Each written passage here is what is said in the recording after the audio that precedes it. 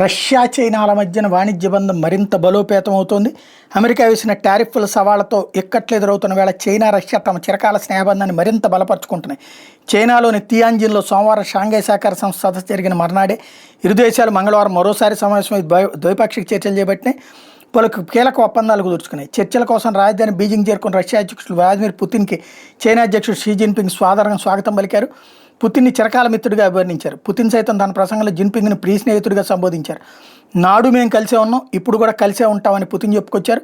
ఇరు దేశాధినేతల లాంఛన సమావేశం అనంతరం చైనా అధికార కేంద్ర స్థానమైన షాంగ్జహాయ్లో ఇరుపక్షాల ఉన్నతాధికారుల మధ్య పార్టీ జరిగింది.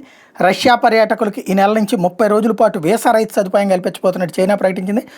అలాగే చైనాకి మరో సహజ వాయువు పైప్ లైన్ని నిర్మించేందుకు ఆ దేశంతో ఎంఓయూ కుదుర్చుకున్నట్టు రష్యా ప్రభుత్వ రంగ చమురు సంస్థ గాజ్ప్రోమ్ సీఈఓ అలెక్సీ మిల్లర్ చెప్పారు. ప్రస్తుత పైప్ లైన్ మార్గాల ద్వారా సహజ వాయు సరఫరాను మరింత పెంచేందుకు కూడా ఒప్పందాలు చేసుకున్నారు.